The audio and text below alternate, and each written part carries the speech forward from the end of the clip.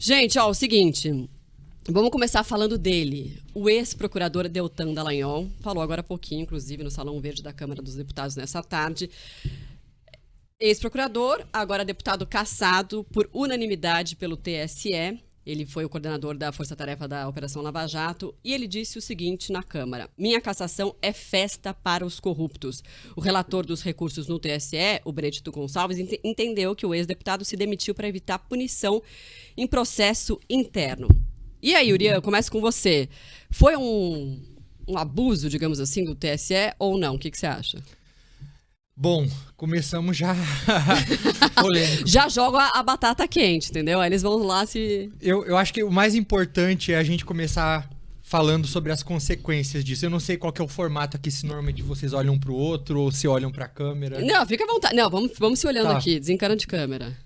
Eu acho que a consequência disso que aconteceu vai ser péssima pro Brasil, pra polarização, porque acaba unificando o bolsonarismo. Você tinha ali pessoas que eram até de certa maneira defensores de uma terceira via lá atrás, que não quiseram se posicionar nas últimas eleições, mas que mesmo assim ainda tinham ali aqueles resquícios de um espírito lavajatista. E eu acho que isso que aconteceu ressuscita esse espírito. Então a gente vê hoje, por exemplo, pessoas mais...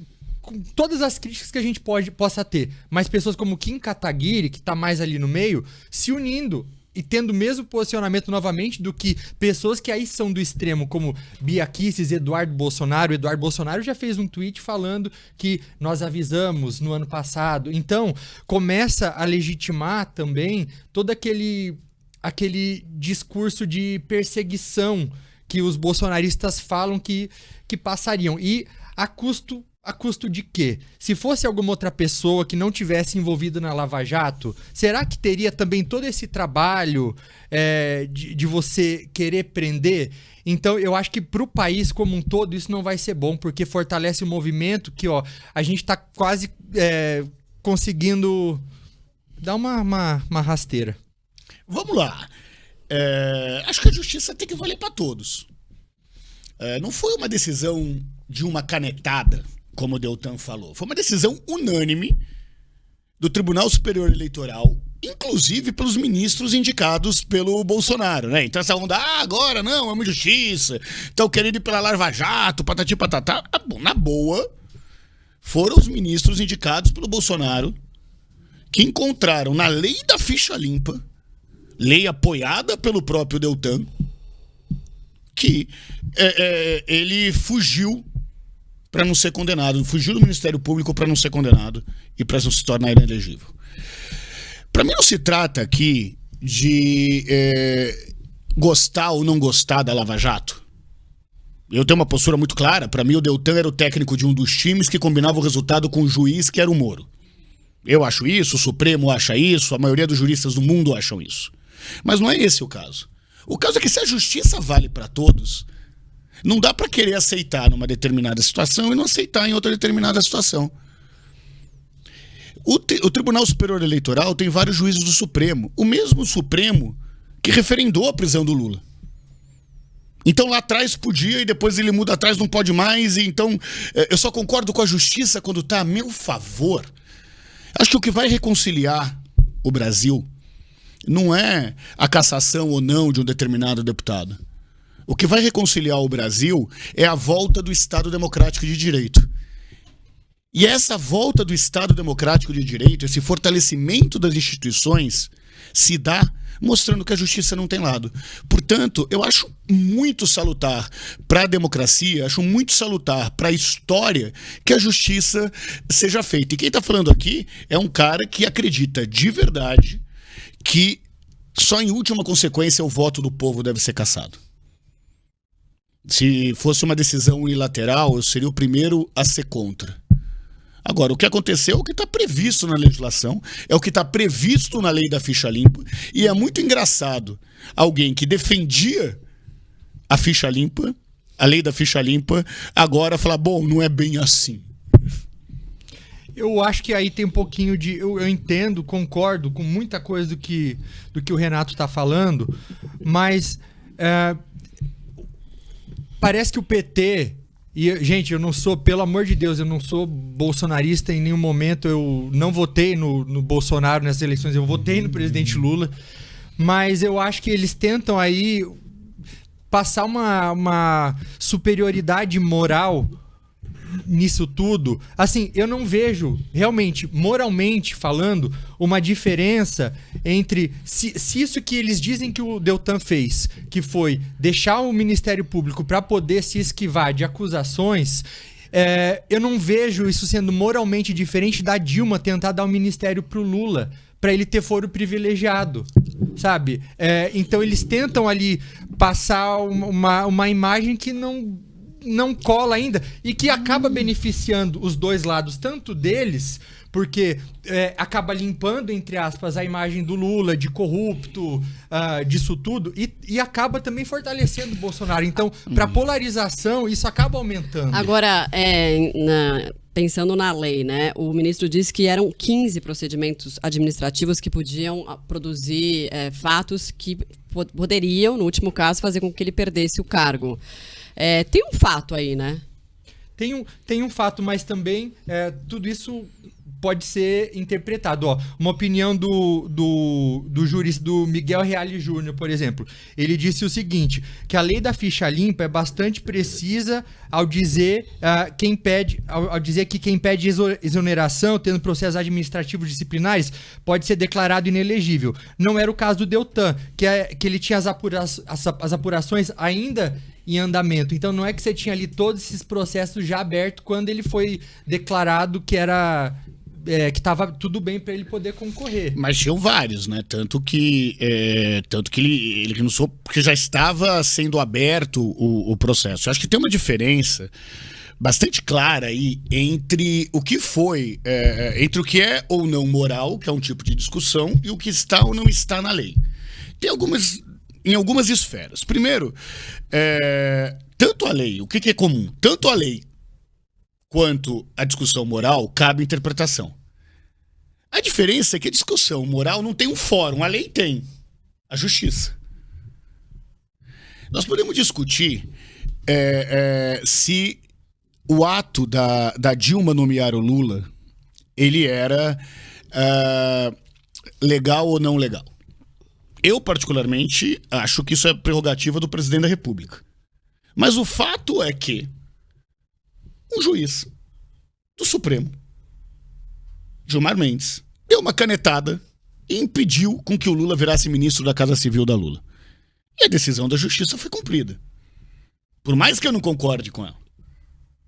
Agora, não foi nenhuma pessoa só. Foi um colegiado indicado por diversos presidentes da República, um colegiado do TSE que tem ministros que inclusive vêm de outras instâncias, vêm da magistratura, que não tem nem essa ligação política. Cumpre um papel que juristas deem opinião sobre isso, mas tem um fórum. E não dá para você falar que um fórum da justiça tem que se pautar porque se isso une ou não une o país. É muito engraçado porque muitas vezes a crítica que tem sido feita ao Supremo é por um suposto ativismo judiciário.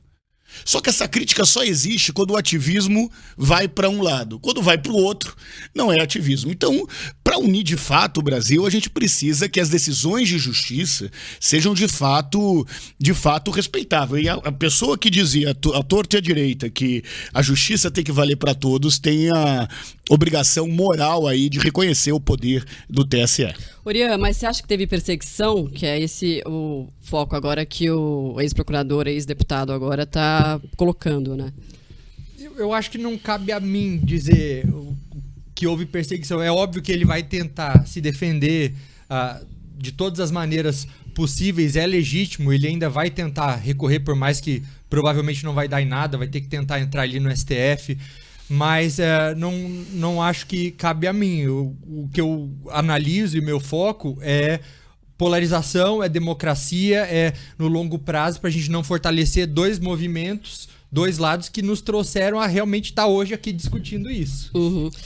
Vou só ler aqui uma defesa do então deputado. Eu fui caçado por vingança porque eu ousei enfrentar o sistema de corrupção.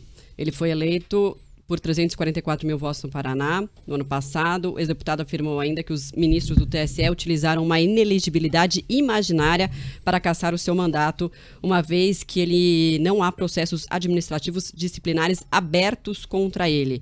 Esses 15, então, não estavam abertos? É isso? Estavam em tramitação? Esses 15 que o Benedito Gonçalves chegou a citar? Até onde eu entendi, são 15 que poderiam ser... que foram evitados. Até onde eu entendi.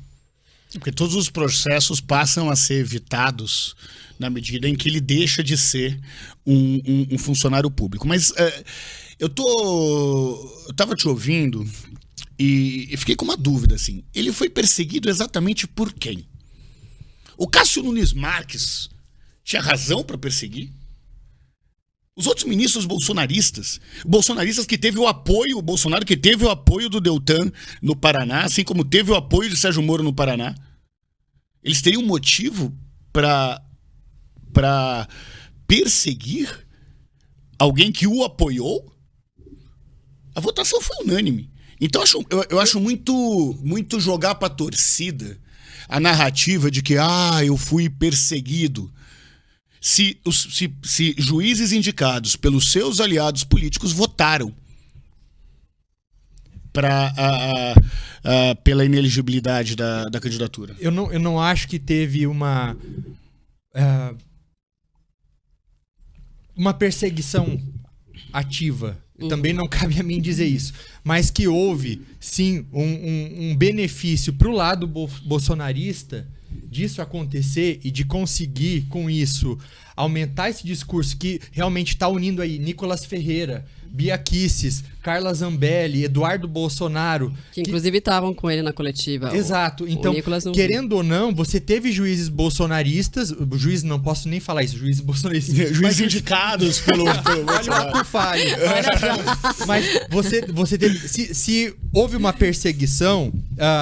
Não vou usar essa palavra, mas isso tudo começou com um processo movido pelo PT, né? O PT tá desde lá atrás tentando, no Paraná, no Tribunal Regional, lá não deu certo, depois foi pro Superior. Então, conseguiu, de certo modo, ajudar a limpar a imagem do Lula, e é inegável que também isso foi bom pro bolsonarismo. Fortalece o discurso, une um meio que estava sendo fragmentado. E também não tô falando que isso é intencional, tá? Não, mas porque eu concordo contigo, eu acho que une mesmo. O bolsonarismo, ele funciona... muita coisa que acontece porque aconteceu. Claro. Não é inteligente, não é movimento inteligente, não é movimento preparado, mas que vai sair ganhando com isso é inevitável. Eu concordo contigo. Eu acho que o movimento oposicionista ao Lula... Até mais do que o bolsonarismo. O movimento oposicionista ao Lula sai fortalecido, porque é mais uma narrativa contra o governo, contra uma suposta perseguição. Mas, na real, o que une todos esses campos é o antipetismo e a própria existência do Partido dos Trabalhadores. Não é à toa que o Moro saiu brigado com o governo. Falou que tinha interferência política na Polícia Federal, brigou com o Bolsonaro. Aí o Bolsonaro também esculhambava o Moro. Falou que tinha um monte de interesse pessoal. O Moro, Delayol, aquela galera toda lá, e o Moro era ministro da Justiça do Bolsonaro. Aí eles ficaram brigadinhos. Chegou perto da eleição, precisava do outro. Fizeram as pazes, que coisa fofa. O que eu tô querendo dizer? Que o que é o antipetismo. Isso pode estar certo ou errado, mas não é essa ação especificamente aqui que vai fazer com que o Moro, o Deltan, os filhos, o 01, 02, 03, 05, 010, vai saber quantos tem por aí, né? Tem que olhar os cartões de vacinação, vão estar alinhados ou não com as pessoas. Isso é uma questão de conjuntura na política. Existe uma direita, existe que é antipetista. E, de acordo com a conjuntura com que foram